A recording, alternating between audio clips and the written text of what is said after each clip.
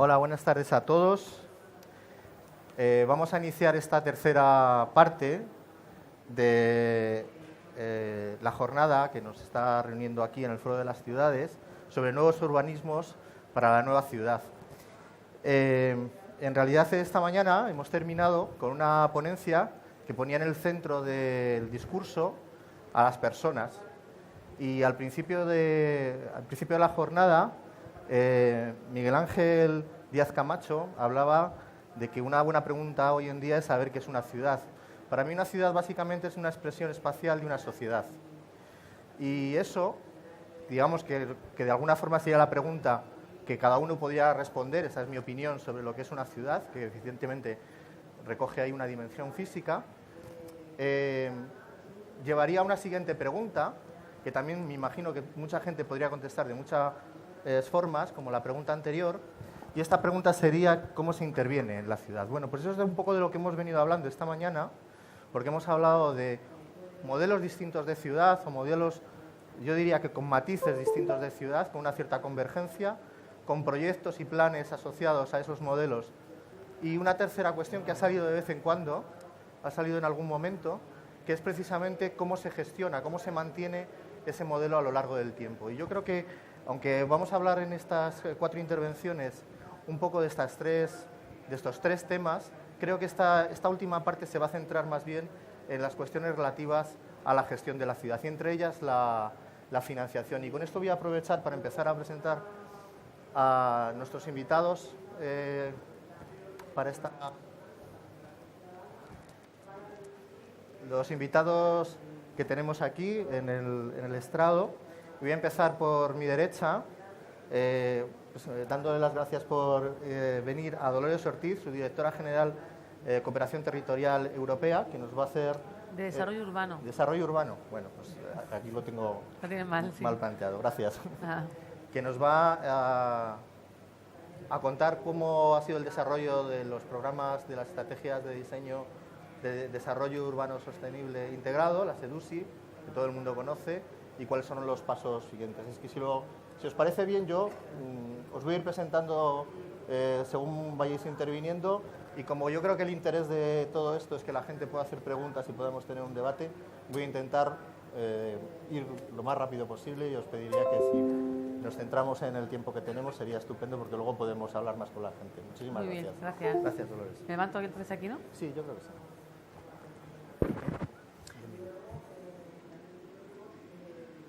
Bueno, creo que unos problemas técnicos y os tengo que ir avisando para que me vayáis pasando las diapositivas, ¿no? Creo.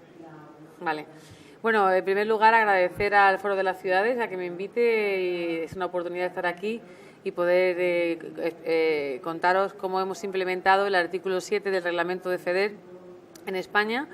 Y bueno, es un placer, como siempre, participar en este foro. ¿Me puedes pasar? Bueno, que no veo, desde aquí no veo nada, ¿eh? No sé si estoy marcando. No, ya, vuelve una. Pasa una, ahí. Bueno, como todos sabéis, una gran parte de la población europea vive en ciudades. En esta diapositiva podéis ver la gran concentración que hay de población en ciudades. En España prácticamente estamos igual. Más del 80% de los ciudadanos viven en las ciudades. Sí que se puede ver que en España tenemos también un gran problema de despoblamiento. Como veis en el mapa, gran parte de la zona centro está despoblada. Pero esto no significa que, en este caso, la Unión Europea haya apostado por el desarrollo urbano sostenible e integrado. En esta diapositiva podemos ver cómo la Administración General del Estado, a través de la Dirección General de Fondos Europeos, siempre ha apostado por las ciudades.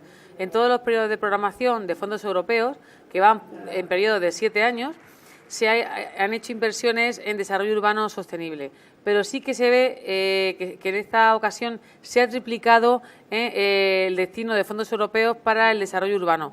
¿Por qué? Porque en el reglamento FEDER nos obligaba a todos los Estados miembros a invertir al menos un 5% de todo el dinero FEDER en desarrollo urbano. En este caso, se definió el eje urbano con 1.013 millones de euros.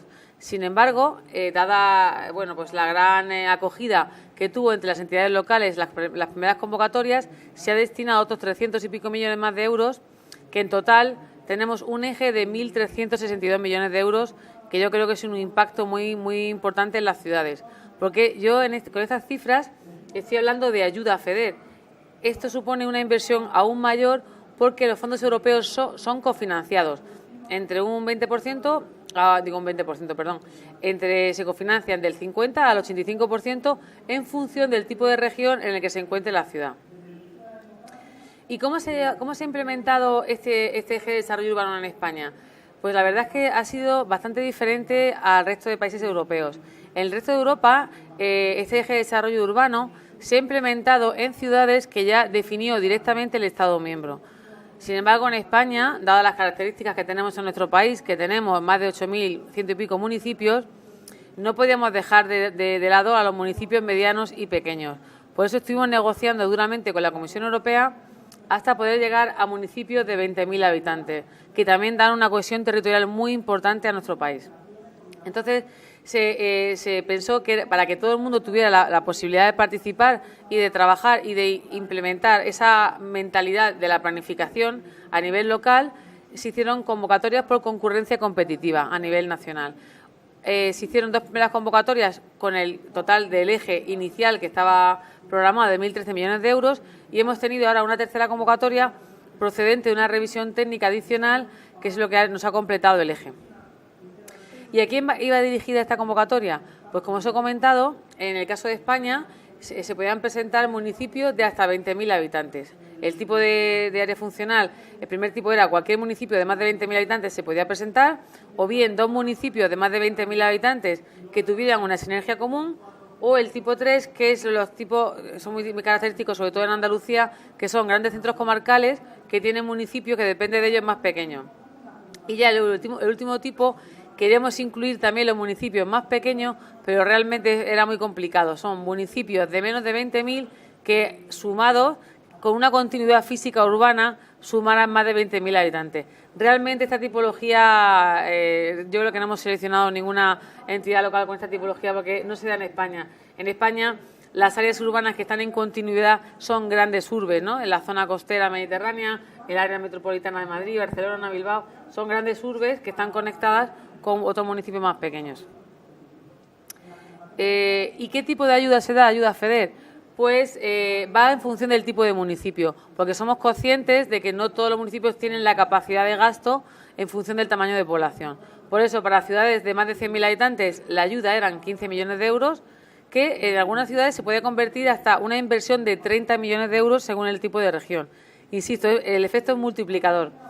En áreas funcionales entre 50 y 100.000 habitantes, la dotación de ayuda ha sido 10 millones de euros y para áreas funcionales entre 20 y 50.000 habitantes, la ayuda eran 5 millones de euros.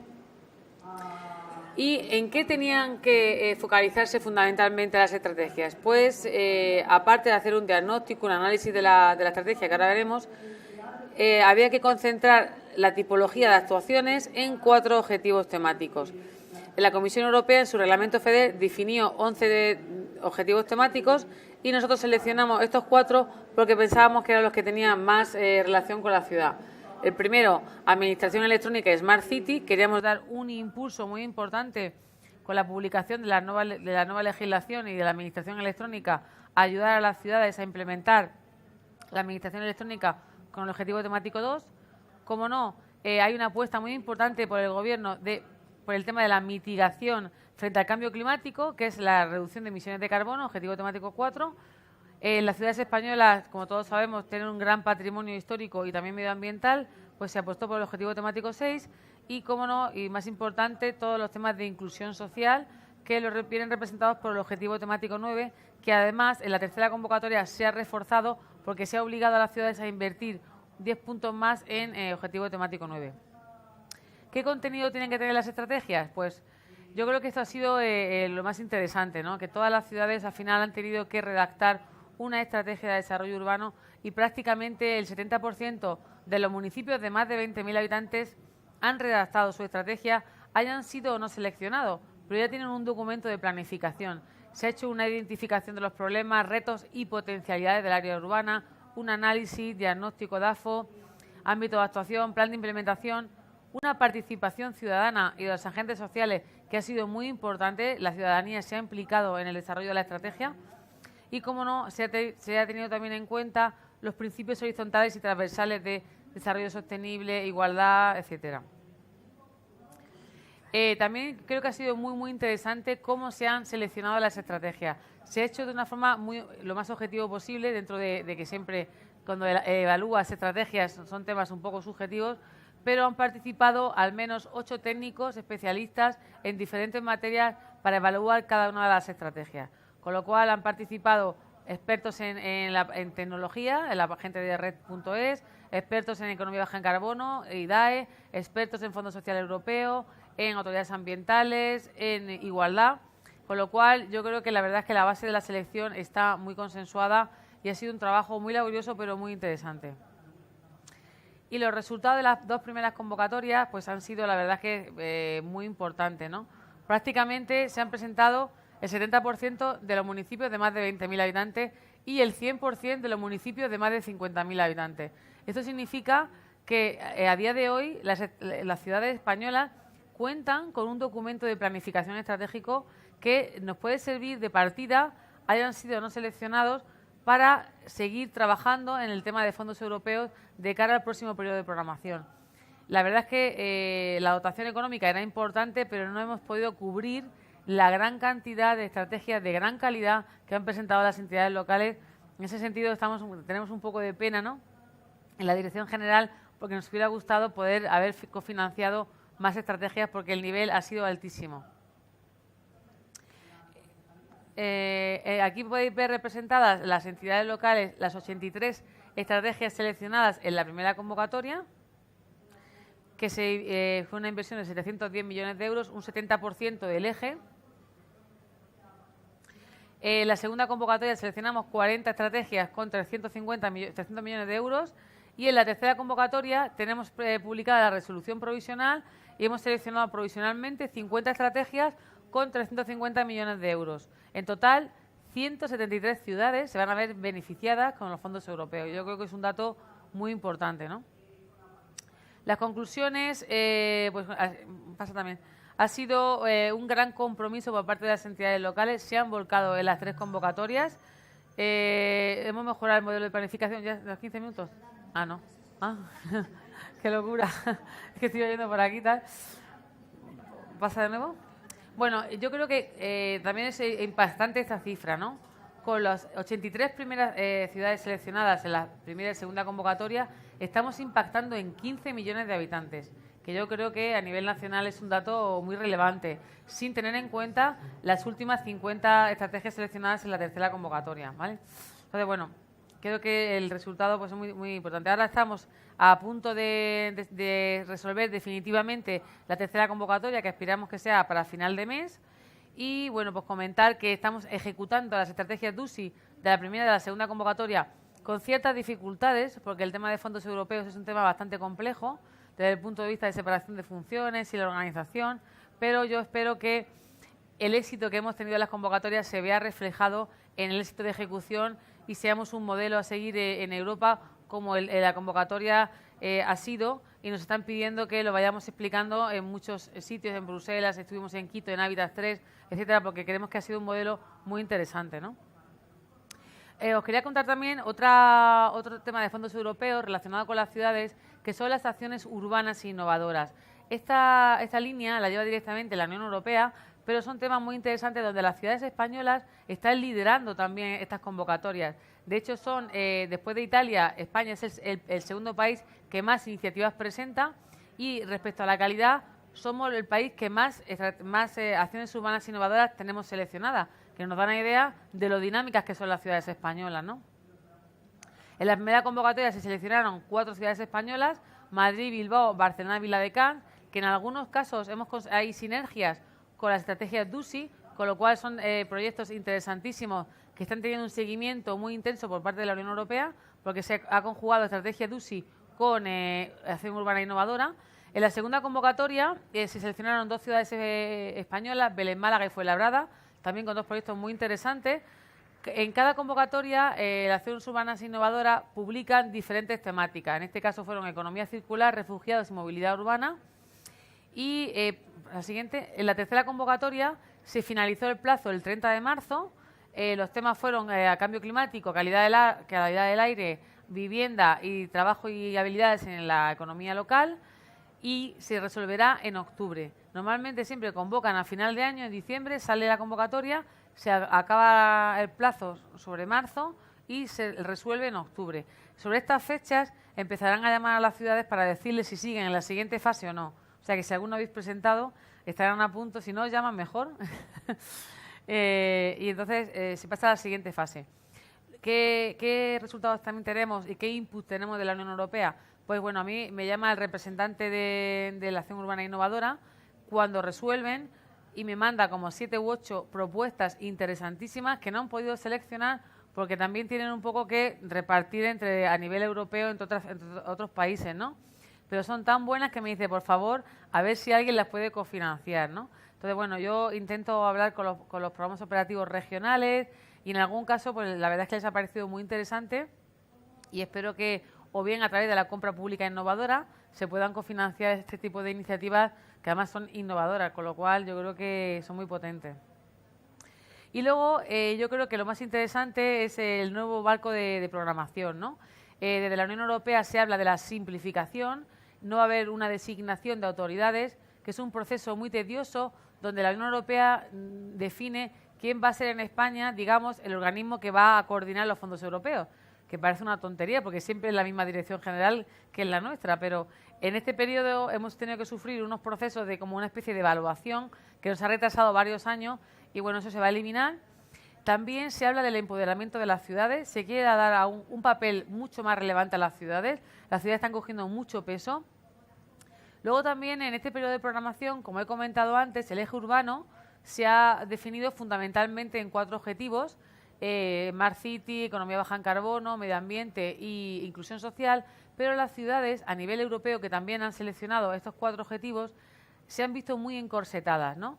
Y sobre todo en nuestro caso que os obligábamos a que definierais actuaciones con unos porcentajes económicos de peso. Eso ha generado realmente un encorsetamiento de las estrategias y una limitación que las ciudades han puesto de manifiesto.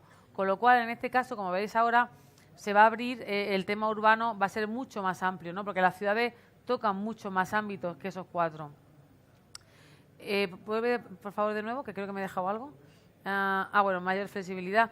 Mayor flexibilidad de fondos. ¿Qué significa esto? Pues que en las ciudades, aparte de fondos FEDER, que son más bien fondos estructurales, también se necesita Fondo Social Europeo, ¿no? Entonces, bueno, pues también se echa en falta el tener cierta flexibilidad para tener en cuenta no solo el Fondo FEDER, sino Fondo Social e incluso esa iteración rural-urbana tan importante que hay en algunas ciudades españolas, pues Fondo FEADER, ¿por qué no? Entonces, bueno, pues sí que se echa en falta esa flexibilidad de los diferentes tipos de fondos que al final pues pueden tener cabida en una ciudad. Y bueno, por supuesto, se exige para el nuevo eje urbano que se defina un alineamiento claramente con la agenda urbana europea que se está trabajando, se está desarrollando a través de partenariados. Hay 12 partenariados ya definidos y se van a ampliar 2 partenariados más donde participan ciudades, Estados miembros, regiones.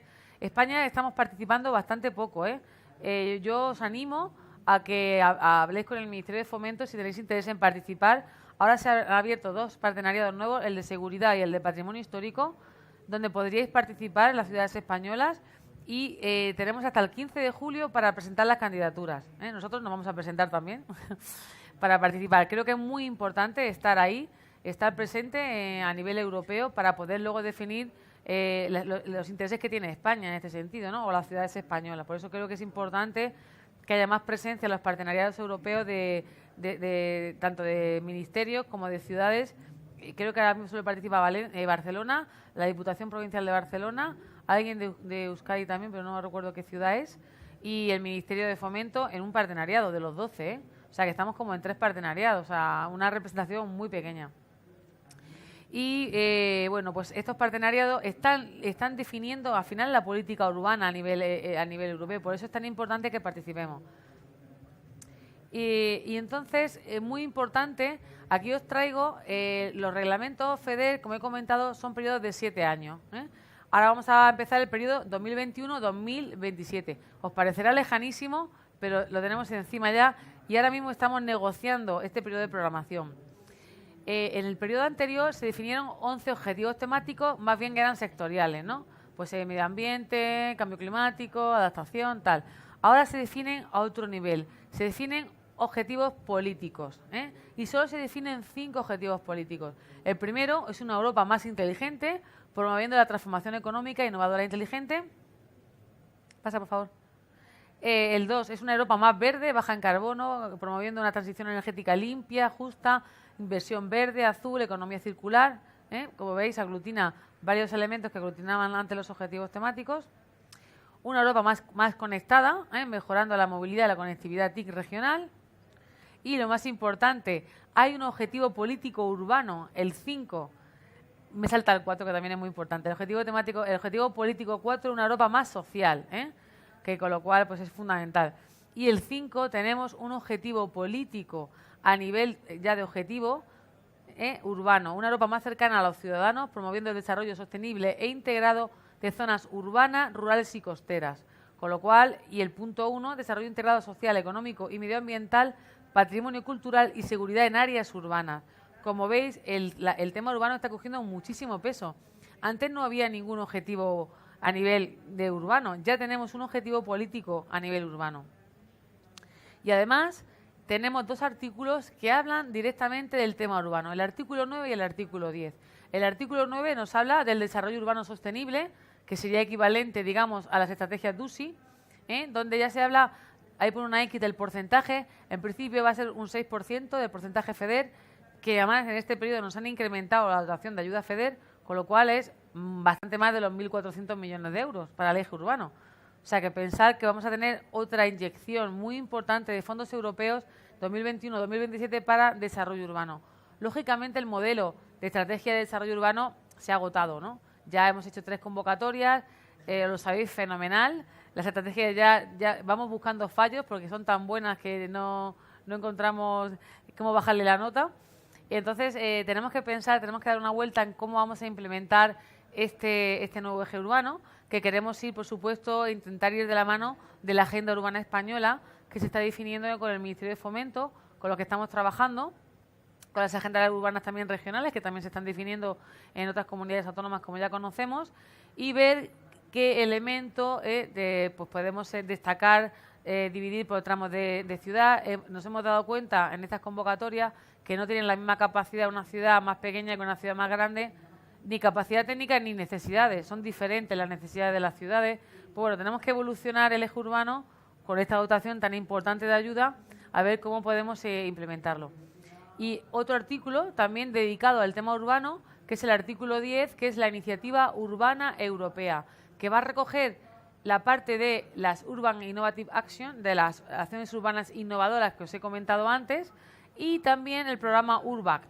El programa URBACT parece que va a desaparecer con ese nombre como tal y se incluye aquí. No sabemos cómo luego la Unión Europea lo va a desarrollar.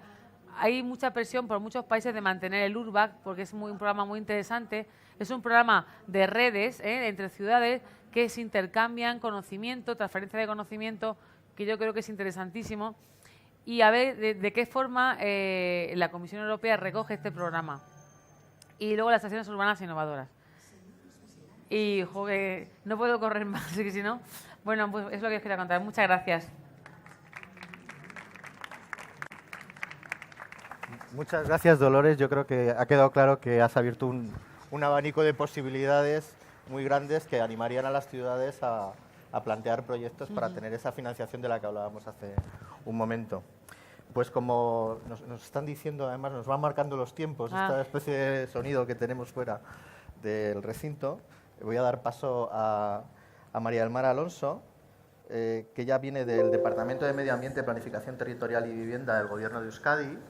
Y bueno, nos va a contar una experiencia muy interesante de colaboración con ICLEI y con la ciudad de Aalborg. Buenas tardes. Bueno, en primer lugar, dar las gracias al foro por habernos invitado a contar nuestra experiencia y, en segundo lugar, pedir disculpas porque estoy sustituyendo al director general de IOBE, que era el invitado a dar esta ponencia, pero por un tema de agenda no ha podido estar aquí.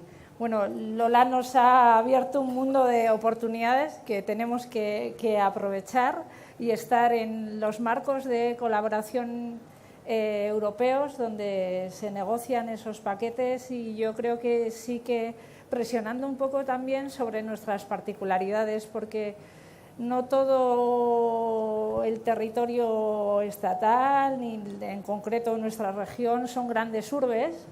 Entonces, estos municipios más pequeños, estas comarcas, estas conexiones rurales con lo urbano son fundamentales, porque son los ejes también vertebradores de nuestro territorio. Os comento un poco cómo empezamos a trabajar nosotros un poco con ICLEI, porque nos parecía que era una oportunidad de dar. No sé si podíamos apoyarnos en la presentación.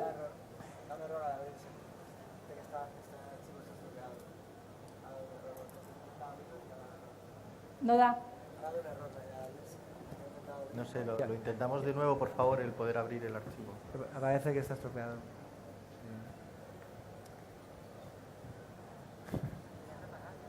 Sí, la va a reparar, pero no funciona. Pero no va. Bueno, improvisaré, pero Lola, si me pasas, luego veremos con la logística de la presentación, porque en principio en mi ordenador la había probado, no había ningún error. Bueno, la Declaración Vasca se enmarca en torno a acoger la 8ª Conferencia de Ciudades y Pueblos Sostenibles Europeos, que se celebró en el 2016 en el País Vasco. Fue un hito diferenciador porque era la primera vez que esta conferencia la acogía una región y no la acogía una ciudad, pues por esto de nuestra particularidad que ya os he indicado. Se adoptó por 900 participantes de diferentes ciudades y regiones europeas. Otro de los elementos diferenciadores también fue que la conferencia la organizamos ICLEI, Gobierno vasco, las 3 diputaciones forales, las 3 capitales vascas, que si habéis organizado algún evento de este tipo, que todo el mundo participe, en sí mismo ya es un logro. Y participamos también activamente desde Udalsarea 21, la red de ciudades, la red de municipios por la sostenibilidad del País Vasco.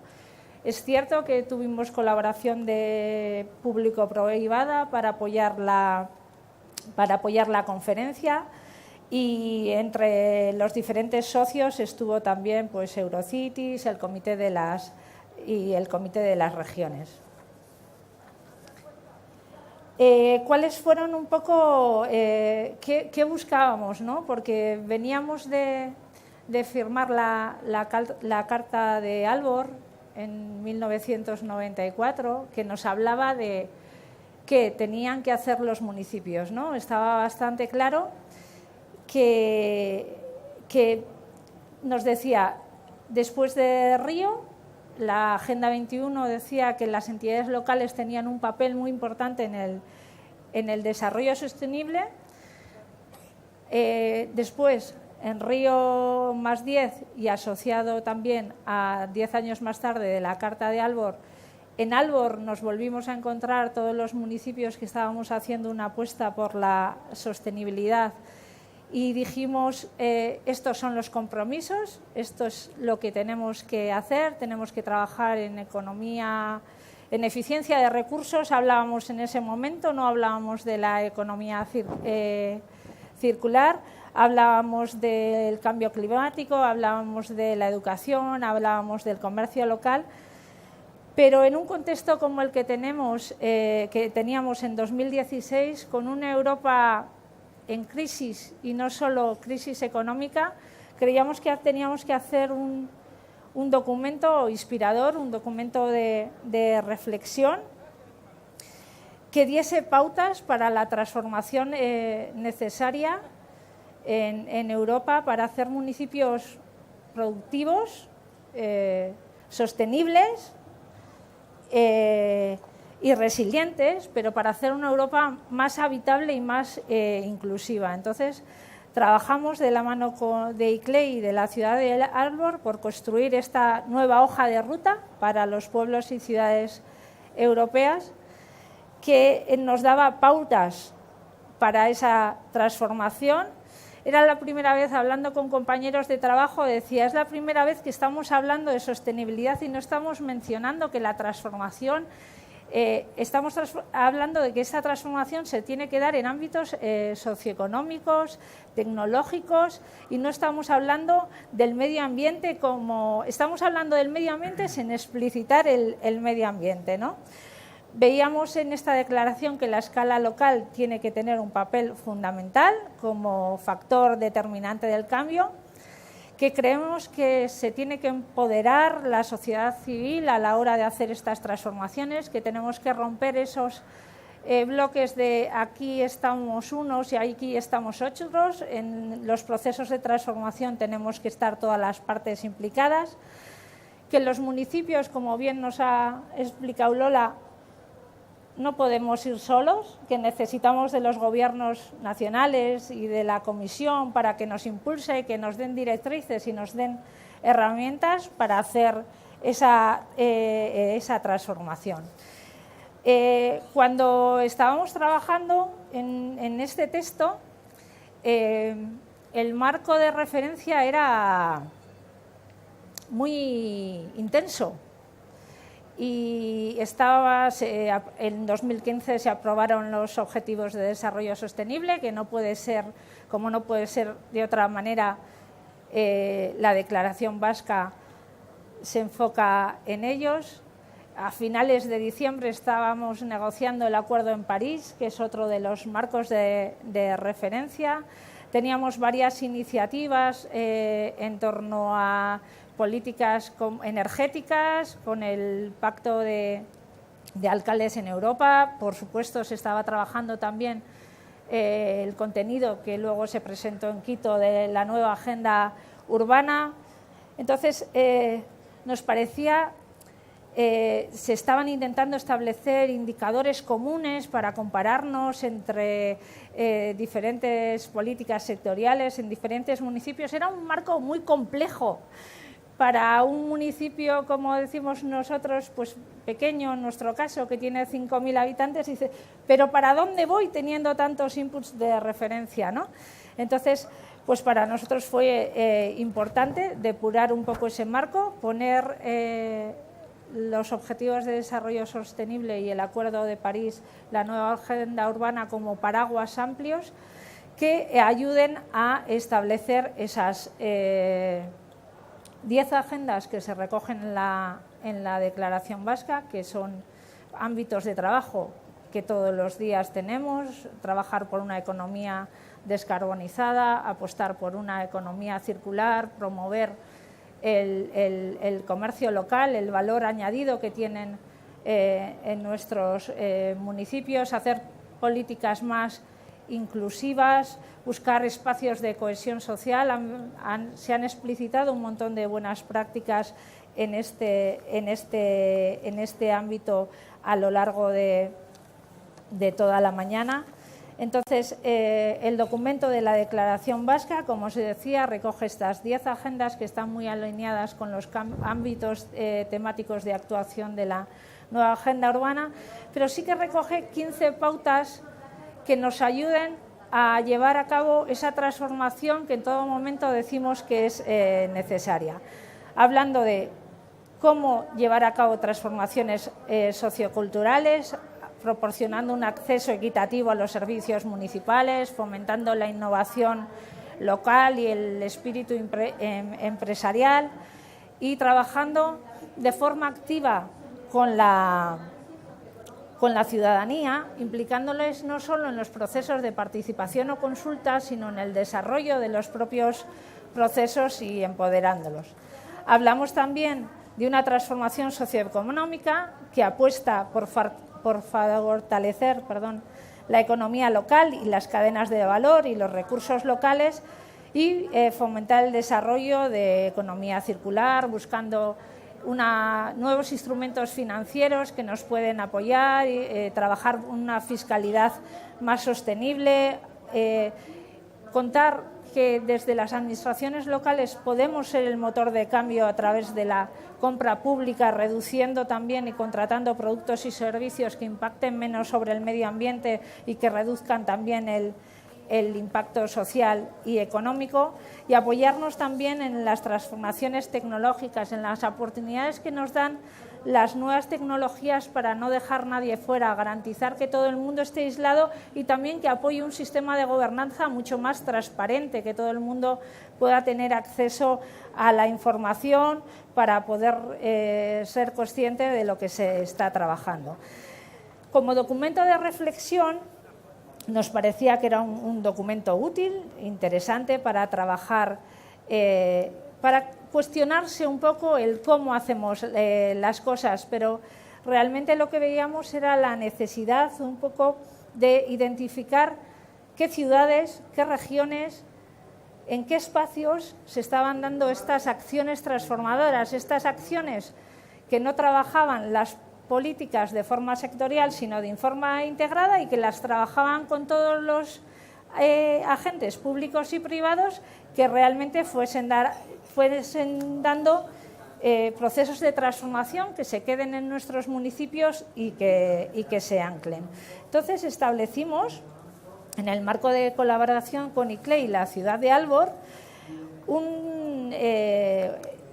una base de datos donde poder identificar estos ejemplos de transformación, y que, como decía a la mañana el Ayuntamiento de Donosti, si algo funciona y le funciona al otro y lo puedo adaptar a mi territorio, pues lo copio y lo pongo en marcha, que no todos tenemos que descubrir la rueda. Entonces, trabajamos en identificar proyectos que tenían esa categorización de transformador, no porque realmente fuesen enormes proyectos con una reducción de impactos o generación de impacto económico, sino porque fuesen proyectos que hubiesen surgido y hubiesen nacido desde la concepción de hacer algo diferente.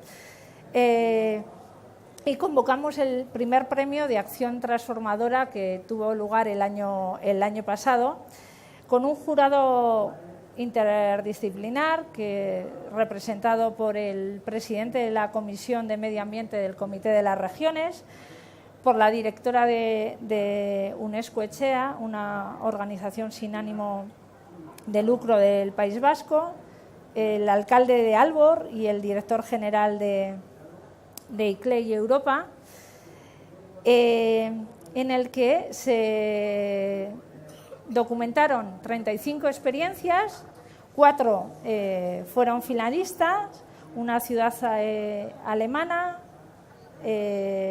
Nilüfer, menos mal que tengo aquí la chuleta porque si os lo tengo que decir, en Turquía, la oficina 21 de Nervión y Ibaizabal y Zaragoza, con lo cual aquí también buena representación tuvimos para un premio a nivel internacional. Bueno, finalmente la candidatura ganadora fue la de Turquía, la de Nilüfer, porque buscaba un compromiso cívico y apostar por una democracia a través de participativa, a través de comités de vecindad y la creación de una cooperativa energética, y además apostaron por establecer un centro de innovación en el municipio. Todo ello ya os comento pues desde un proceso muy participado con implicación de varios agentes. Yo tengo que decirlo porque para nosotros también en la parte que nos toca, porque lo trabajamos también en la configuración, en su creación, hubo un premio de mención especial a la Oficina 21 de una comarca vizcaína por el apoyo que presta a los municipios en trabajo coordinado. Es una oficina comarcal que da servicio a varios municipios, se creó con el enfoque de trabajar con la sostenibilidad, y este hecho fue reconocido también en el marco del premio del año pasado. Tenía aquí una cita de del presidente del Comité de las Regiones en la entrega de los premios que se celebró en su sede, que decía que estos premios al final son una ayuda para todos. Al final, documentar buenas experiencias, poder compartirlas, nos ayudan a todos y ayudan también a demostrar que el papel de las regiones y los ayuntamientos es fundamental a la hora de afrontar los problemas globales. Él hablaba en concreto del cambio climático, pero yo sinceramente creo que son agentes y somos piezas claves para esos procesos de transformación. Viendo el éxito de la primera convocatoria, este año está abierta ahora mismo la segunda convocatoria del premio. Este año hemos trabajado, incluso además de ese reconocimiento por el premio, hemos conseguido una pequeña dotación económica para fomentar la propia retroalimentación del reconocimiento en nuevos proyectos transformadores, dotada de 10.000 euros para la entidad ganadora, ciudad o región propuesta. El plazo de presentación de las candidaturas, ya como dicen en Cataluña, ya me sabe mal que no esté ahí la presentación para tener los datos, pero esto lo resolvemos enseguida y os invitamos a participar. El plazo de presentación finaliza el 31 de julio de 2018. La selección de candidaturas con el jurado que os he expuesto se llevará a cabo en el mes de septiembre y la ceremonia de entrega nuevamente se hará en Bruselas el 22 de noviembre en el Comité de las regiones. La web donde podéis documentar vuestras experiencias, y os animo, y desde todos los colectivos, porque sí que queremos documentar acciones transformadoras que se lleven a cabo en un territorio, pero no lo tienen por qué llevar o no tienen por qué ser los promotores, las administraciones. O sea, pueden ser propuestas que vengan desde la sociedad civil o desde empresas que de repente han conseguido hacer una transformación en su territorio. Creemos que es importante destacar esto. La web es la web de sustainablecities.eu.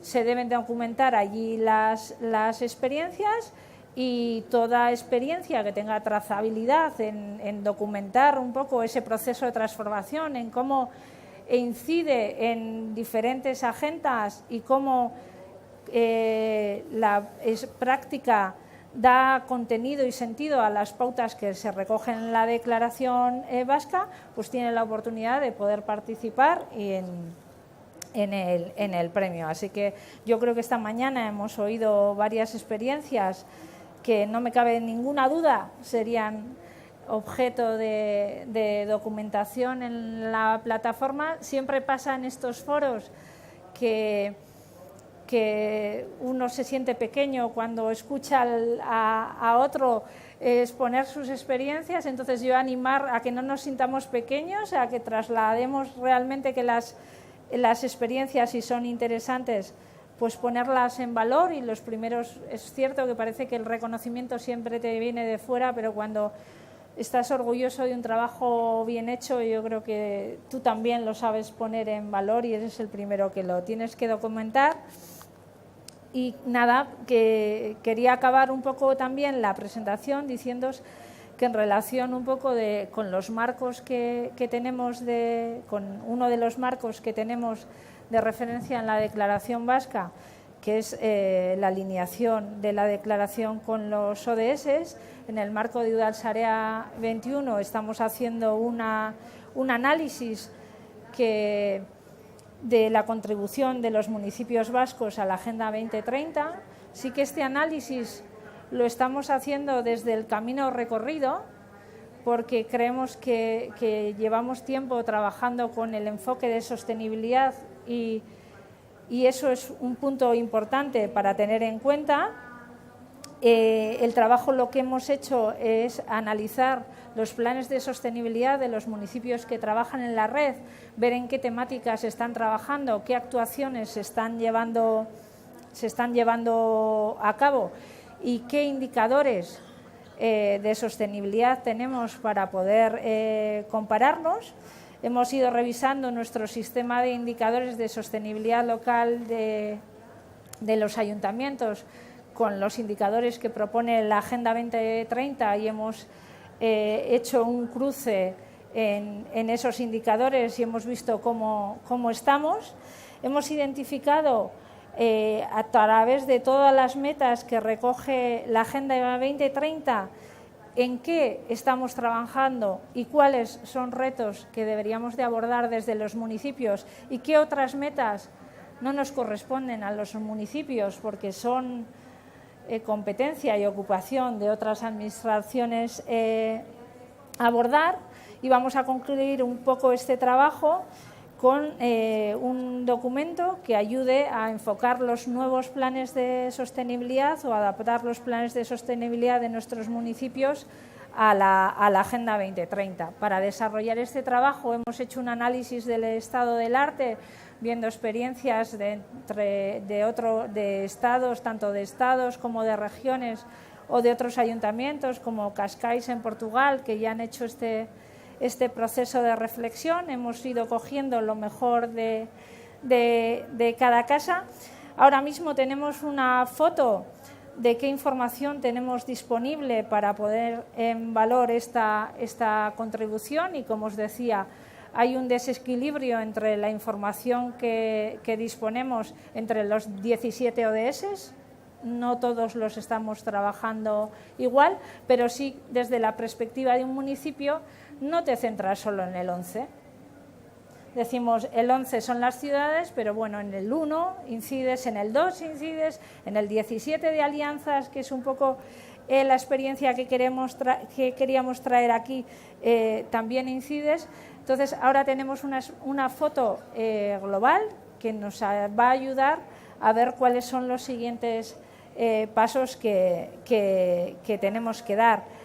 Y bueno, acaba aquí mi presentación. Volver a pediros disculpas por el tema de no tener un soporte que siempre ayuda. Seguro que algo me habré dejado en el tintero, pero como conclusión es importante que trabajamos en red y las redes próximas funcionan bien, pero hay que romper el miedo de participar también en otras redes que no sean tan próximas, que tengan otros idiomas, que se muevan en otros ámbitos, pero es fundamental que aprovechemos el conocimiento y las experiencias de los demás.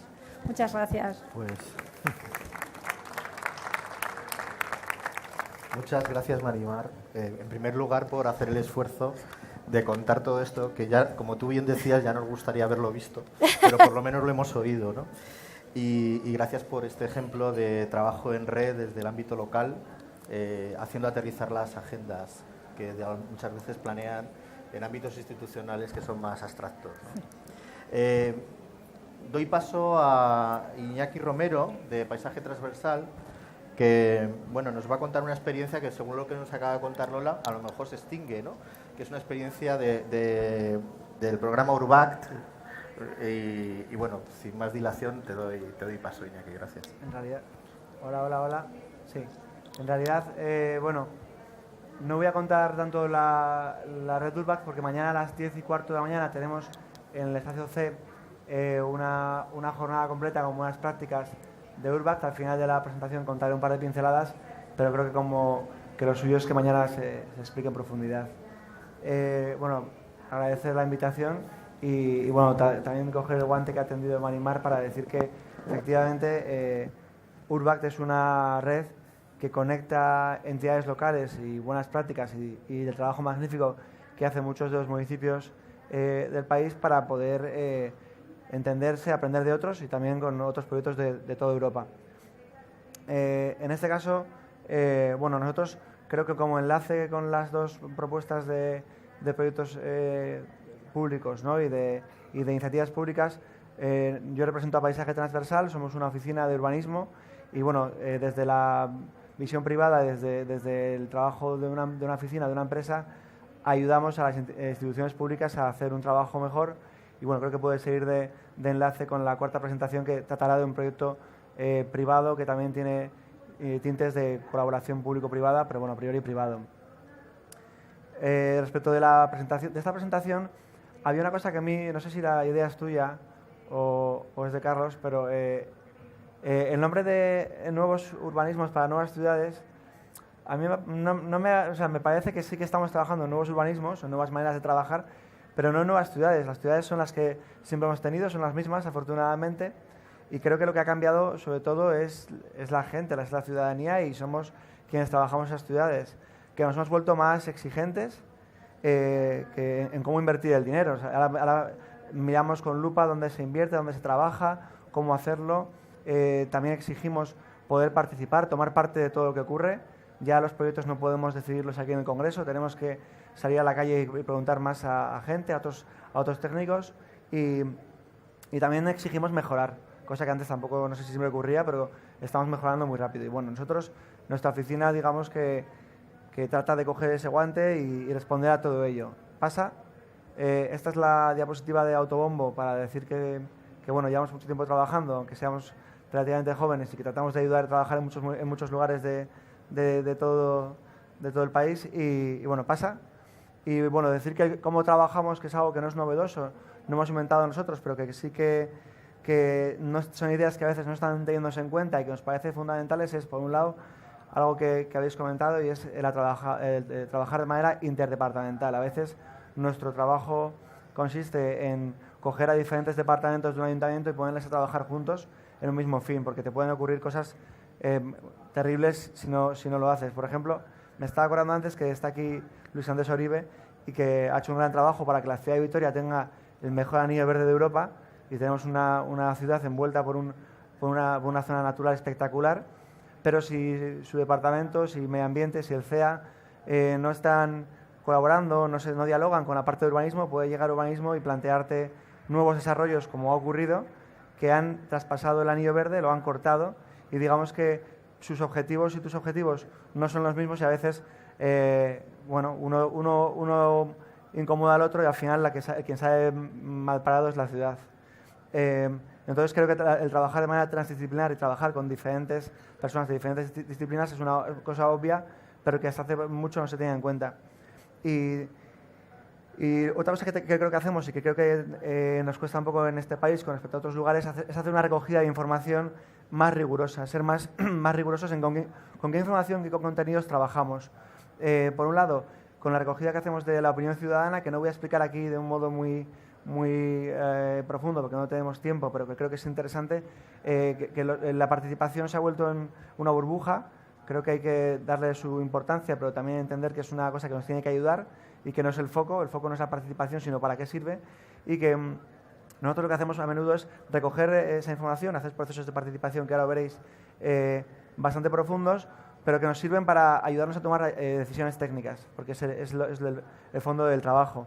Y en ese mismo sentido, que la recogida de información técnica sea más compleja y más profunda. Por ejemplo, tenemos un montón de datos abiertos, un montón de información que manejan empresas como Telefónica o como empresas como bancos, que nos puede ser muy útil para hacer nuestros proyectos y que a día de hoy no estamos utilizando, y nosotros hacemos un esfuerzo para, mediante GIS y mediante gestión de datos, recuperar toda esa información para hacer diagnósticos más profundos.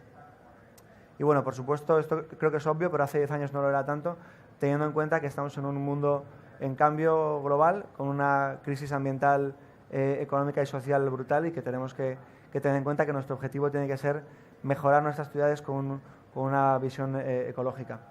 Bueno, y voy a contaros muy rápidamente, espero que Francisco esté contento porque va a ser muy rápido, pero voy a ir al grano, algunos proyectos para entender que esta metodología de trabajo que realizamos nos sirve para muchísimas escalas, ¿no? Trabajamos desde placitas y parques hasta escalas que no vamos a contar, como las directrices de ordenación territorial del País Vasco, una comunidad autónoma completa, o el plan territorial parcial del Bilbao Metropolitano, donde hemos trabajado también en el proceso de participación. ¿Pasa?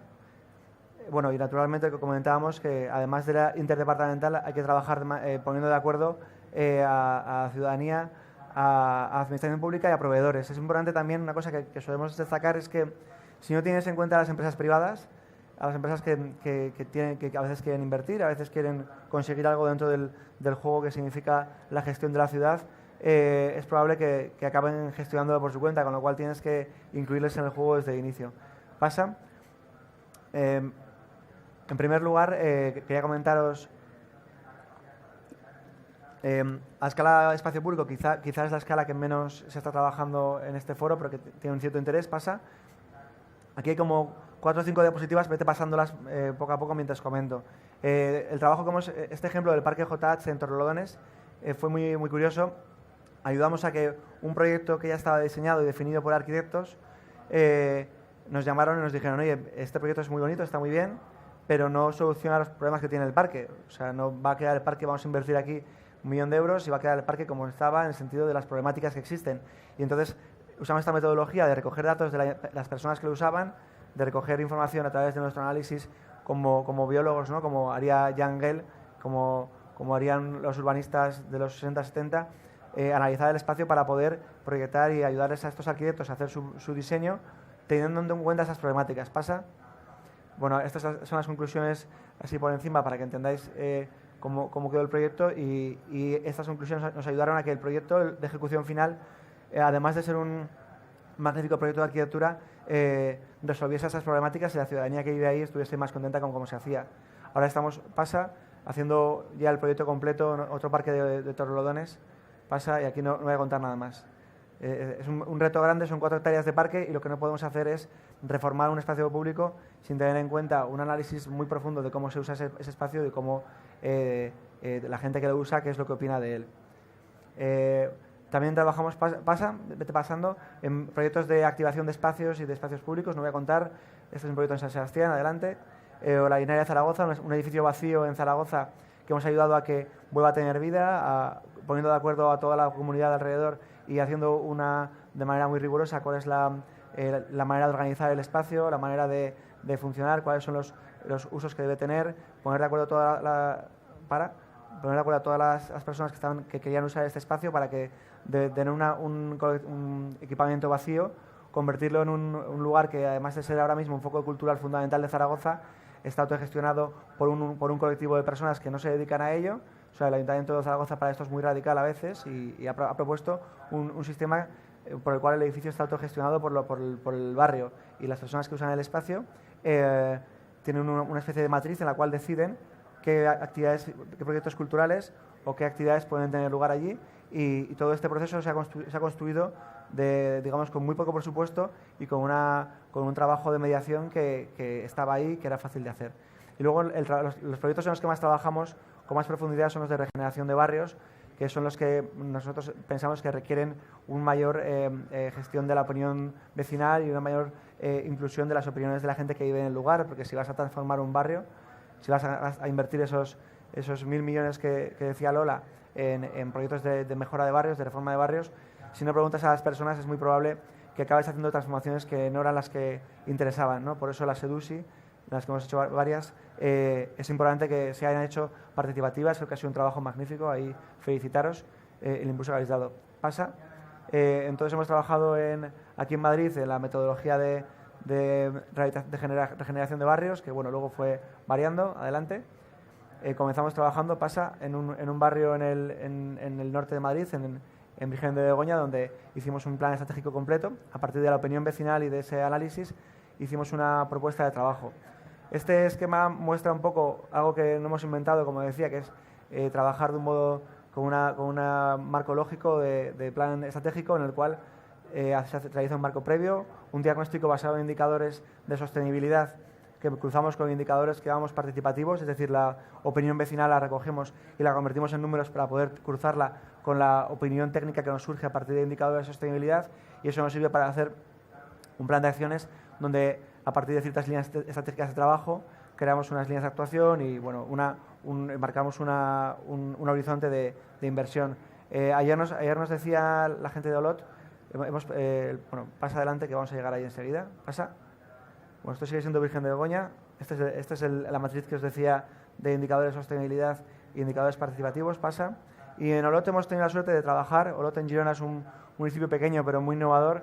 Trabajar en tanto el plan de un barrio, San Miquel, como el plan del centro histórico de Olot.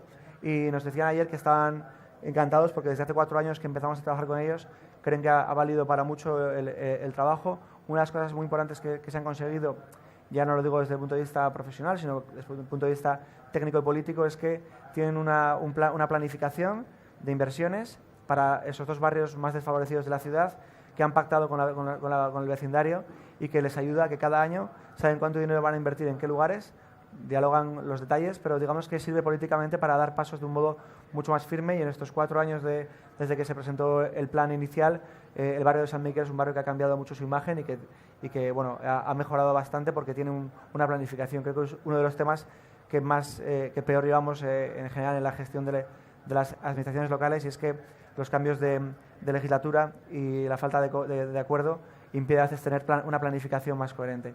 Adelante. Bueno, aquí veis algunos de los materiales o de los procesos participativos que realizamos en Olot. Sigue. Y esta es la matriz de San Miquel, de uno de los barrios, en la que a la izquierda podéis ver el nivel de óptimo, mejorable o negativo de los indicadores de sostenibilidad, y a la derecha cuál es la percepción ciudadana de esas mismas temáticas. Y aquí la planificación en 58 actuaciones concretas de ese trabajo. Adelante. Y bueno, este también es un gráfico interesante, creo, que es la inversión a 8 años vista, con una inversión creo que era de $500.000 por año que se iba a hacer en este barrio, por proyectos y por temáticas, de tal modo que tiene una coherencia todo el trabajo realizado. Siguiente. Bueno, pasa enseguida. Este es otro proyecto en Andalucía muy parecido, en Alcalá de Guadaira, y este es un proyecto de desarrollo que es diferente para mostraros que el sistema de trabajo nos vale también no solo para barrios que existen y regeneración, sino para reforma y construcción de nuevos barrios. El plan UCA es el plan que se ha realizado para la demolición y reurbanización de la zona del antiguo Hospital de Oviedo. ¿Qué tal voy de tiempo? Bastante mal, ¿verdad? Bueno, acabamos ya. Es una zona de Oviedo donde se va a derribar todo el hospital histórico, y hay un montón de equipamientos. Nosotros hemos hecho el proceso de participación para Oviedo, donde hemos recogido la opinión que tenían tanto partidos políticos como instituciones públicas diversas sobre este lugar. Es un lugar muy complejo, con muchos intereses.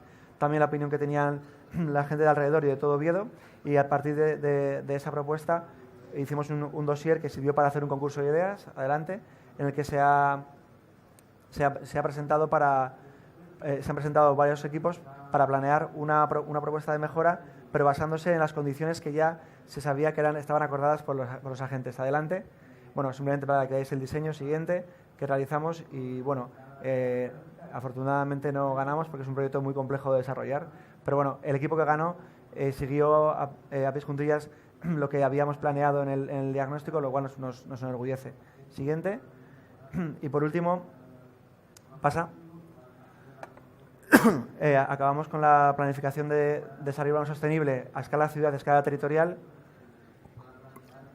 en el cual, siguiente, hemos trabajado en varios proyectos en los que efectivamente también hacemos planes no de barrios, sino de un municipio completo, donde la participación debe dirigirse más por asociaciones vecinales, por foros concretos, para no desagregarla mucho, pero donde trabajamos también con ese diagnóstico técnico basado en datos y en trabajo interdepartamental. Adelante.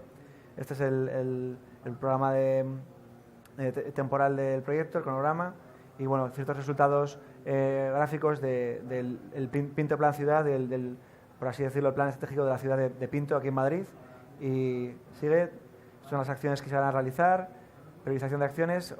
A raíz de ahí se hizo un plan de centro histórico, y bueno, este es otro proyecto que hicimos a escala territorial en el transfronterizo, con un proyecto europeo, pero que aunaba Aragón y Bern, dos provincias, con lo cual tiene una complejidad de escala mucho mayor. Siguiente. Y ya acabamos, pasa, por favor, y acabamos aquí con Urbact, atrás, simplemente para deciros, bueno, comentaros que Urbact, dentro de los programas europeos que se han comentado, es una red que no está dirigida a inversión, sino que es un programa europeo que está dirigido a la relación entre municipios, entidades locales, para poner de acuerdo y para generar redes sobre temáticas que generen aprendizaje. España, hemos presentado hoy 11 de las 15 ciudades que están trabajando en redes Urbact.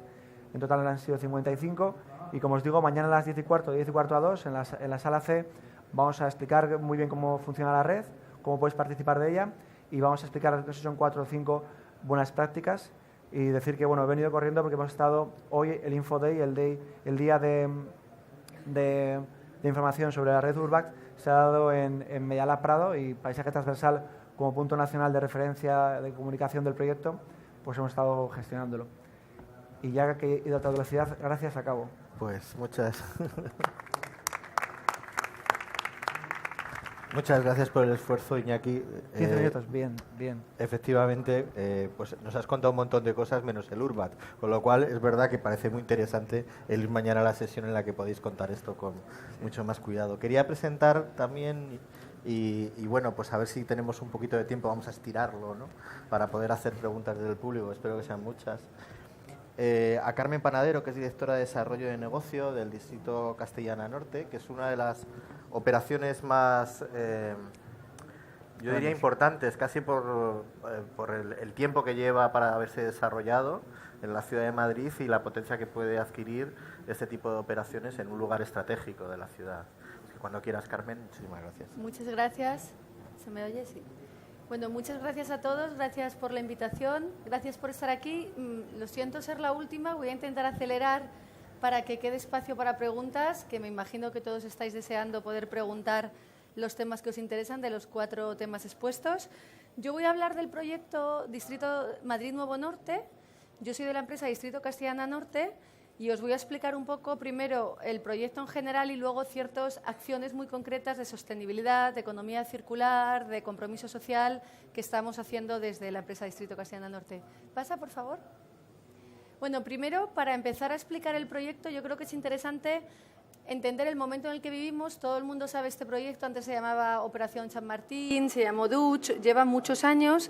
Este proyecto nace de la compra de unos derechos que tenía DIF hace 25 años, se hace una adquisición de esos derechos edificatorios y se empieza con esta regeneración urbana de gran calado, porque son casi 300 hectáreas en el norte de Madrid, que como todos sabéis, pues es prácticamente la única parte que queda sin edificar dentro de entre la M30 y M40.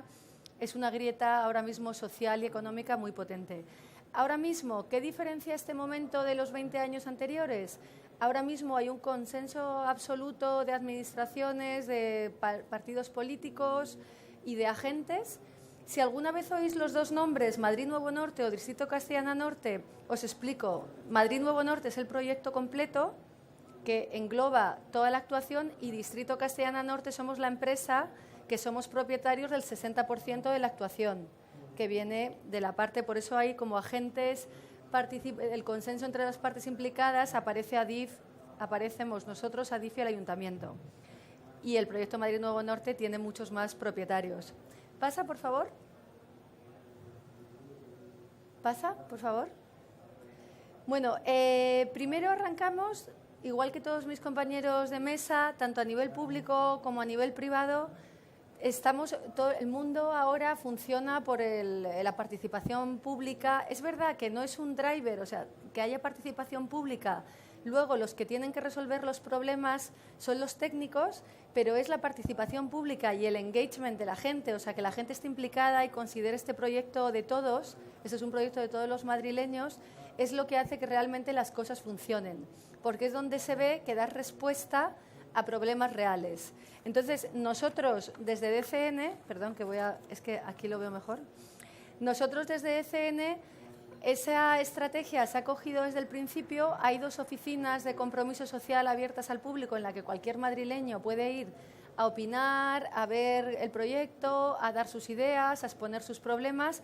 Todo ese input ciudadano se lleva a la parte técnica, que es la parte que se está redactando el proyecto. En ese proyecto, que lo nuestro es un proyecto de regeneración de un trozo de ciudad que se ha quedado descolgado, como decía antes, el tema de la sostenibilidad, la economía circular y todos esos términos ahora tan de moda, luego os pasaré a explicar por qué son básicos en el proyecto. ¿Pasa, por favor?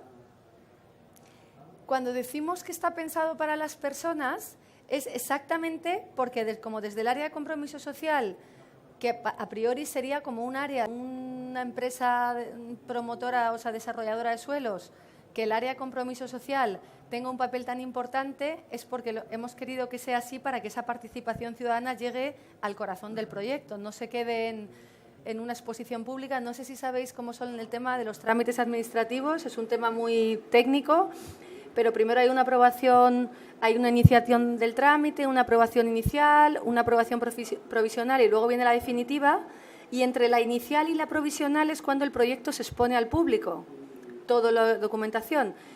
Pero entonces en ese momento ya estás a pocos meses de acabar el trámite. Por eso están las oficinas abiertas desde el principio para poder ir resolviendo dudas y poder ir recabando esa participación antes de llegar a esa fase intermedia de planeamiento. Pasa, por favor. Vale. La sostenibilidad. Aquí aparecen 8 principios. Hace unos años, cuando la sostenibilidad empezaba a aparecer la palabra, todo el mundo pensaba en sostenibilidad como una sostenibilidad entendida en el mundo verde, ¿no? Sostenibilidad entendida en cuánto gastas de energía, cuánto consumes, qué haces con... Y ahora mismo ya se ha dado un paso más allá, ha aparecido un nuevo término que es la sostenibilidad global, que está más en relación a los 8 puntos que veis aquí. Es ser sostenible, regenerar trozos de tu ciudad en desuso o con obsoletos antes que crear ciudad nueva. ¿Es sostenible? Preservar los valores medioambientales de tu ciudad. ¿Es sostenible? Hacer un modelo urbano compacto y mixto. Esto del modelo urbano, los que estáis relacionados con el mundo urbanístico lo sabréis, ahora mismo ya se ha demostrado que es mucho más sostenible una ciudad que aglutine más edificabilidad en parcelas y que a cambio de grandes espacios libres a la ciudadanía, que no ciudades muy extensas, que tienen cotas de edificabilidad muy baja, pero hay poco aprovechamiento, los espacios públicos se usan para tránsito, no se usan para realmente tener ese uso añadido para el ciudadano. Bueno, como voy a ir rápido, voy a pasarlos rápido, me podéis preguntar luego. Temas de movilidad y conectividad, tenemos un plan de movilidad que luego voy a explicar rápido, pero es un plan de movilidad que afecta a varias administraciones también, dentro del Distrito Casiana Norte, dentro del proyecto Madrid Nuevo Norte, se van a hacer una estación de cercanías nueva, 3 estaciones de metro, autobuses de alta capacidad, porque se entiende que ese crecimiento de la ciudad, que son casi 5 kilómetros, si crece apoyado en transporte público, es más sostenible. Si crece sin una previsión de movilidad y sin un apoyo en infraestructuras, pues pasa como ha pasado en otras veces, que la ciudad lo sufre y se colapsa. Bueno, luego hay una estrategia también de equipamientos muy fuerte, eficiencia en los recursos, hay un compromiso también, que también lo explico luego, esto es solo una introducción, de eficiencia no solo de energía, sino de agua y de residuos. Hay tema muy importante de innovación y de variables. Estamos ahora mismo estudiando un plan de innovación para aplicar, en el que entran muchas variables de Smart City, que ya sé que la palabra Smart City también está muy comentada. Tenemos estrategias concretas de agregar esos datos, hacer uso de ellos. Eso es una estrategia también muy interesante. Y tema de bienestar. Pasa, por favor. Se me ha ido una diapositiva, ¿no? La de esta. Eficiencia de recursos. ¿Sabéis? Aquí veis como un mapa en el que se refleja como una ciudad, y lo que queremos decir con esto, porque no me va a dar tiempo a explicarlo todo, es que tanto en energía, en agua y en residuos, que son los 3 grandes servicios que usa la ciudad y que penaliza las ciudades, porque el nivel de residuos que genera una ciudad es altísimo, hay que controlar mucho eso. Ahora mismo las grandes teorías del urbanismo sostenible van por ahí. ¿Qué haces con tus residuos? ¿Los mides? ¿Los separas? En el norte de Europa hay grandes actuaciones nuevas que están haciendo un uso del residuo muy concreto y generadores de energía y un montón de cosas. El tema del agua. Nuestro proyecto es un proyecto que estamos haciendo, salió hace poco en nuestro Twitter como una frase que es como water sensitive, y es como somos receptores del problema que existe del agua y que va a ser más en el futuro, y se están estudiando estrategias de hacer todas las zonas públicas drenantes de agua de lluvia para poder canalizar, o sea, que el proyecto en sí tenga una respuesta al problema del agua, que no sea tanto como, no, es que recojo la pluvial y la uso para acciones mucho más que van más allá. Pasa, por favor. Aquí en el tema de la energía, igual, ya sabéis que la normativa europea y la normativa mundial va por ahí, ya no es que sea una moda, ya no se puede elegir si eres tu huella de carbono la tienes que medir, la tienes que controlar y el futuro, que está a la vuelta de la esquina, es ir a consumo cero. Nosotros, desde un nuevo barrio que va a aparecer, pues por supuesto estamos súper involucrados con esa teoría y todos los edificios se está planteando que tanto el barrio, los barrios que se van a crear estén certificados, también como que los propios edificios todos sean de cero emisiones y con una serie de acciones concretas. Pasa, por favor.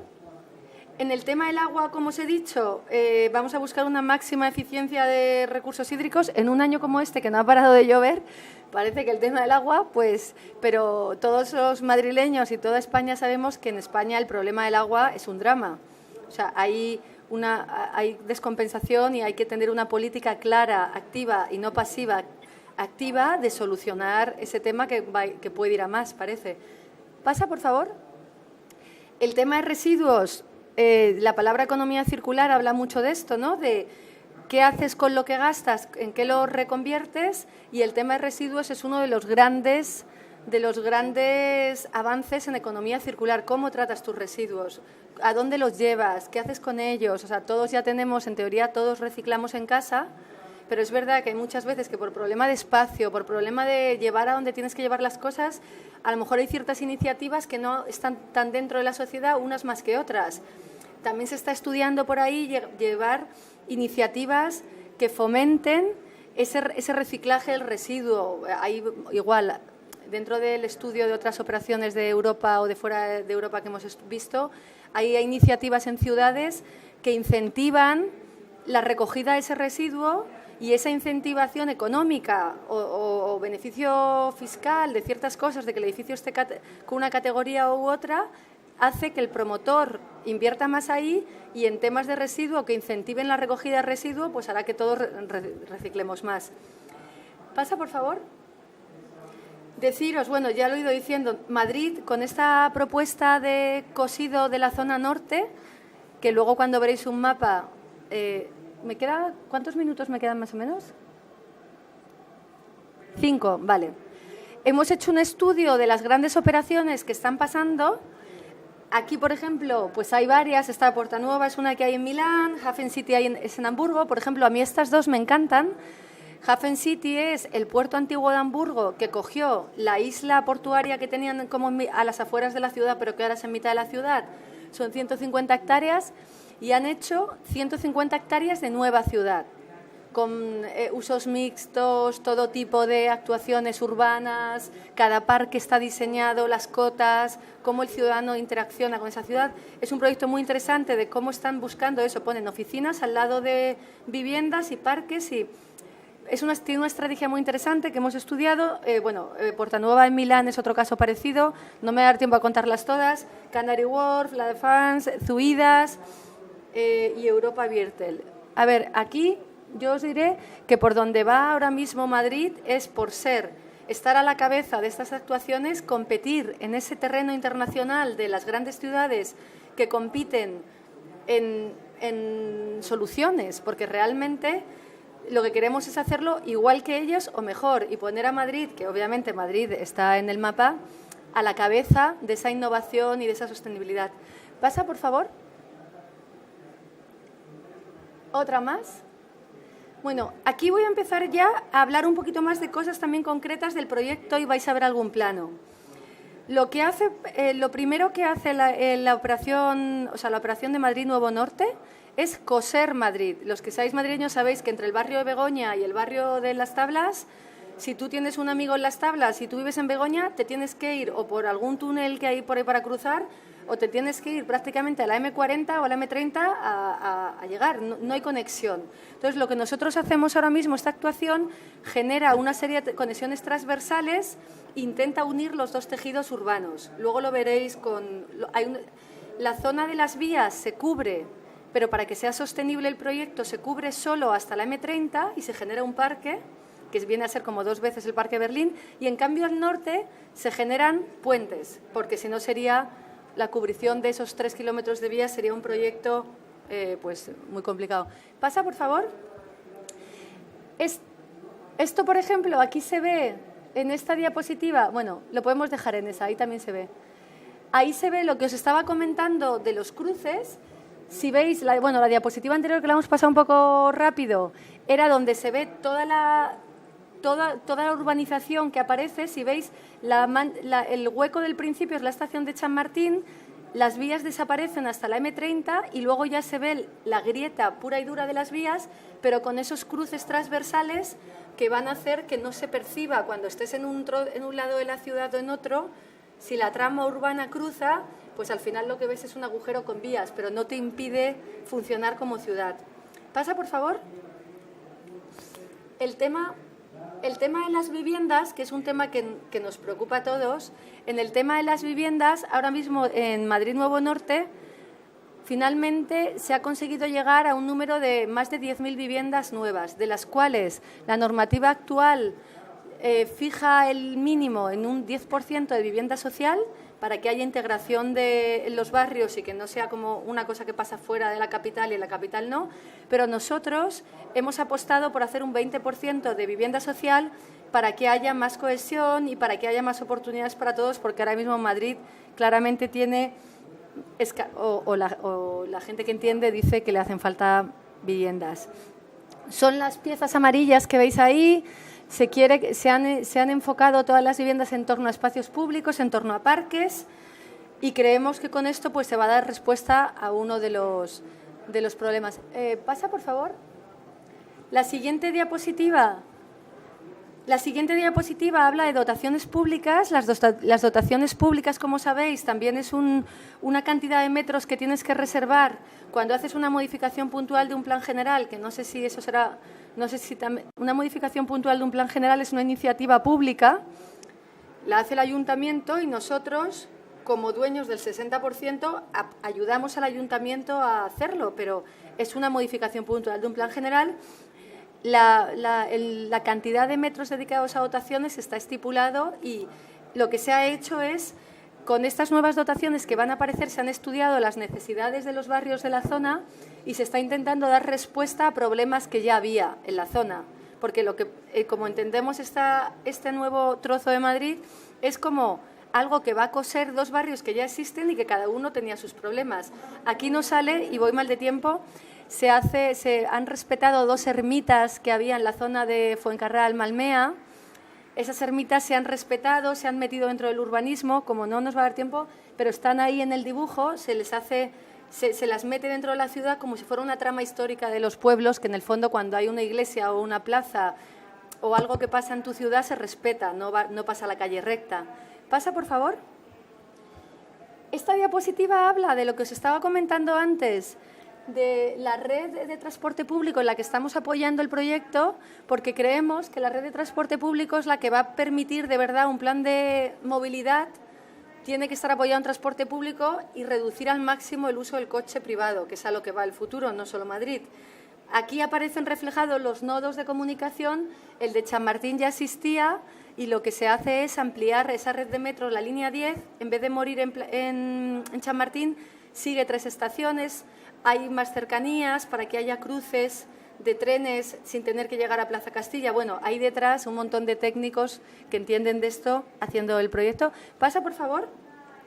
La estación de Chamartín, solo deciros que igual que Atocha es igual que Atocha es un gran nodo de transportes, en Chamartín, que también lo es, se le va a apoyar a que sea todavía más y Madrid lo necesita. Pasa, por favor. La zona del sur, que está al sur de la M30, se convierte en la gran zona de oficinas, un gran CBD, como llaman, la área de negocios que necesita Madrid para poder competir con ciudades de ese nivel. Pasa, por favor. La estrategia de parques, pues como veis, el gran parque se produce encima de la cubrición de vías. Es un parque parecido a lo que sería una Madrid-Río, que son parques sobre cobertura, que son parques sobre losa. Y tiene mucho interés porque sale como 3 campos de fútbol de grande. Pasa, y ya solo me queda una diapositiva más. Pasa, por favor. Bueno, el eje verde, hay una frase muy bonita de los arquitectos que decía que lo que se quería hacer con este proyecto es conectar el Prado con el Pardo. Por eso se intenta la Castellana, según va subiendo hacia arriba de Madrid, se va volviendo más agresiva de coches, más carriles. La Castellana empieza siendo el Paseo del Prado más verde, más de paseo, hacían antes la Feria del Libro, no sé qué, y según va subiendo hacia el norte se convierte en una autopista. Nosotros lo que queremos hacer es que a partir de la zona norte de Castellana sea un eje verde que te conecta con el Pardo, porque esta actuación llega hasta la M40, que como sabéis es el Pardo.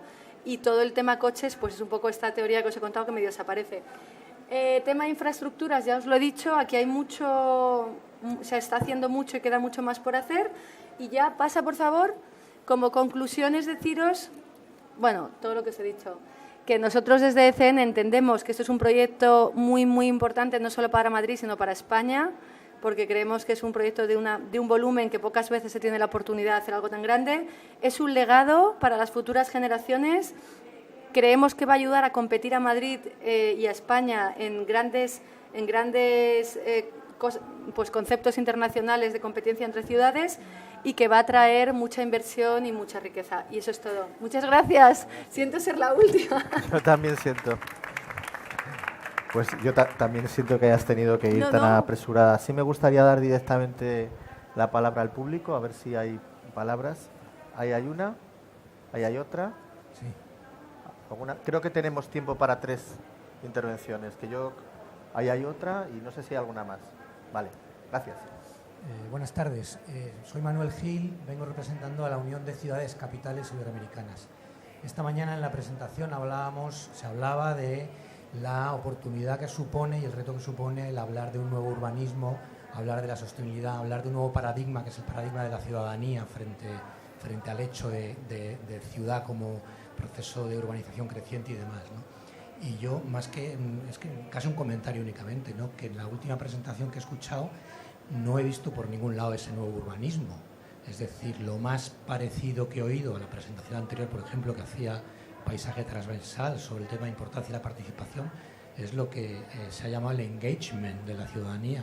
Pero yo dudo que los ciudadanos, no sé, desconozco que los ciudadanos de los barrios que estamos hablando realmente sean conscientes de si ha habido un proceso participativo, que se ha tenido en cuenta esa visión urbana, porque los estándares, sobre todo viendo un poco los gráficos, ¿no? Me da la sensación de lo que se ha hecho un poco es cumplir con la ley en cuanto a cesión de espacio público, cesión de viales. Es decir, no estamos hablando de caprichos de urbanistas o caprichos de arquitectos, estamos hablando de cumplimiento de una ley que precisamente en Madrid no es exactamente progresista, ni es una ley que pueda hablarse realmente de una ley novedosa en cuanto a criterio de sostenibilidad.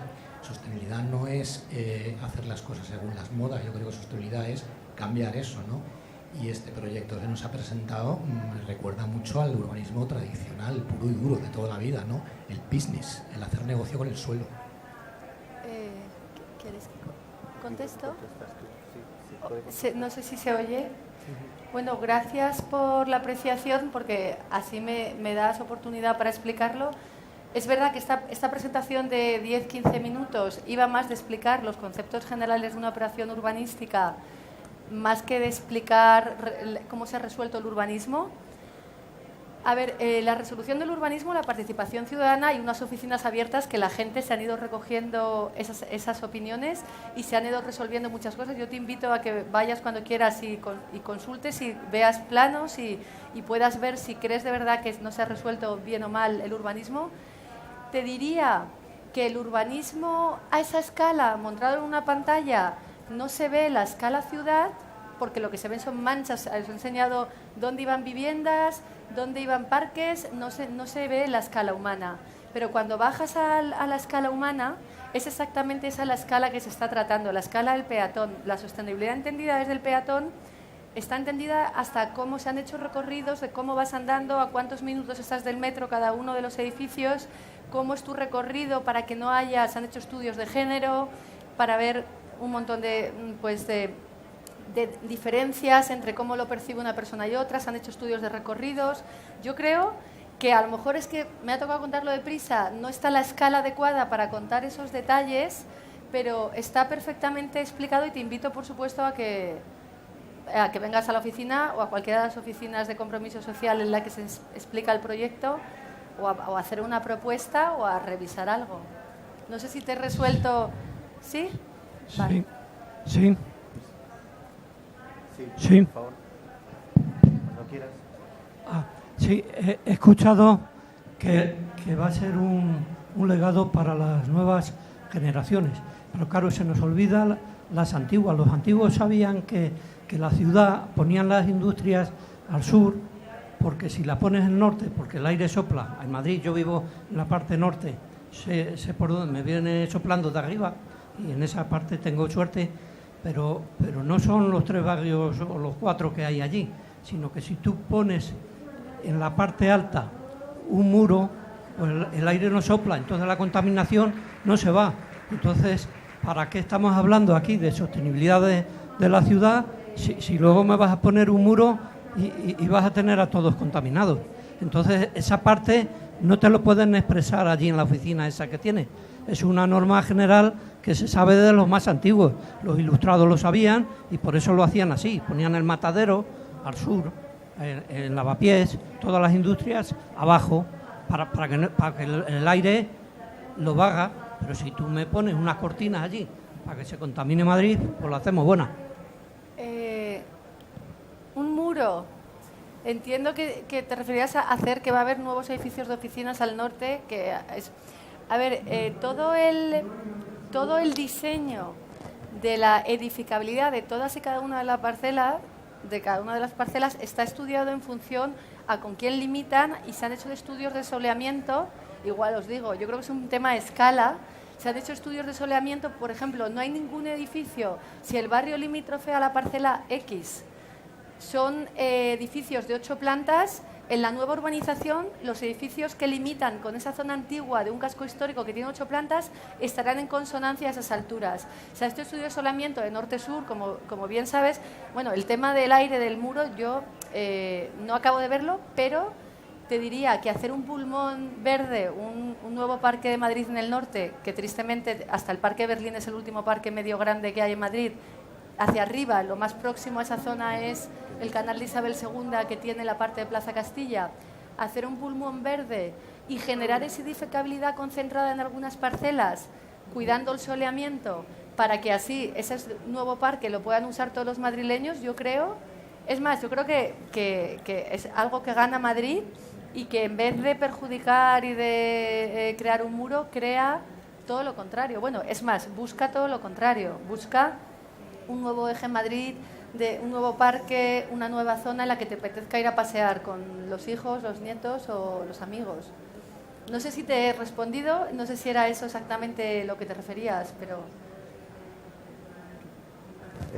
no sé si hay otra palabra, alguien que quiera intervenir. Bueno, pues si nadie quiere intervenir, yo simplemente para cerrar esta mesa, ¿algo que queréis decir alguno de vosotros? Yo simplemente decir que hablaré con la organización para que la presentación esté disponible. No es porque crea que es interesante que veáis la presentación, sino para que tengáis los links, para que si realmente tenéis una buena experiencia y queréis contrastar un poco la declaración vasca o adheriros a ellas, tendráis algo muy rápido para poder acceder a ello. Creo que hoy aquí hemos oído, y seguro que en la mesa siguiente de cambio climático vamos a ver experiencias que merecen la pena que se oigan en esta sala y fuera de esta, porque no todo el mundo tiene la oportunidad de venir a esta sala. ¿Hago una intervención? ¿Sí? Sí, yo un poco porque a veces nos quedamos siempre en un marco un poco políticamente correcto y a mí me parece muy aburrido, y hay tanta gente aquí que yo creo que es un momento... Bueno, ya sé que estamos cerrando, pero voy a hacer una última intervención para dar un poco de caña. Me ha parecido muy interesante la pregunta del caballero que se ha ido respecto de la participación de la ciudadanía en el proyecto de Castellana Norte, o de Puerta Norte, como se llama ahora. Y bueno, yo creo que hay como 2 escalas muy importantes. Una, la escala de la decisión del proyecto, de hasta dónde tiene que llegar, cómo tiene que ser las grandes líneas, se debe hacer, no se debe hacer, cuál es su edificabilidad. Y me parece que es un tema político que no creo que la ciudadanía, sí, a través de nuestros votos podemos opinar, pero no podemos intervenir. Creo que ahí, además, el proyecto ha variado muchísimo en los últimos tiempos, no sé si se sabe, pero tuvo mucha edificabilidad, hubo una propuesta de ayuntamiento mucho más baja, se ha llegado a algo intermedio, y bueno, a las asociaciones de vecinos algunas no les convence, a otras sí, pero luego decir que nosotros, por ejemplo, trabajamos en su momento para DCN, un proyecto muy pequeñito en el cual ayudamos a que el diseño que se ha hecho del borde y de los equipamientos que se van a colocar sí sean acordes a la demanda vecinal. Y eso sí que es algo que se puede llegar a dialogar y creo que se mantiene, no lo sé. Sí. No lo sé, pero claro, el debate de si mediante la participación ciudadana se puede decidir qué hacemos con ese pedazo de trozo de ciudad es francamente complicado. Lo dejo ahí un poco para salirme un poco del tiesto, que me parece interesante, ¿no? Bueno, pues yo creo que casi no te ha salido del tiesto, porque yo lo que iba a decir es que, como conclusión de lo que hemos estado hablando esta tarde, es que efectivamente se abre un nuevo panorama que tiene que ver con poder gestionar estos modelos de ciudad que se están proponiendo, porque hay cauces de financiación. Por otro lado, existen redes y existe un contacto entre los agentes que implica compartir muchísimo conocimiento y que al final ninguno de los proyectos, yo creo que lo habéis demostrado un poco en vuestras dos intervenciones con distinto estilo, el tema de utilizar instrumentos que están mucho más cercanos al ciudadano es algo de los ingredientes básicos que tiene que tener estos proyectos que surgen de modelos para efectivamente hacerlos viables no solamente desde el punto de vista de la gestión públicas o financieras, sino también desde el que sean útiles para la ciudad. Y yo creo que con esto seguramente nos van a echar, porque ahora mismo viene, efectivamente, como decía Marimar, una mesa sobre cambio climático, va a estar muy interesante. Muchísimas gracias.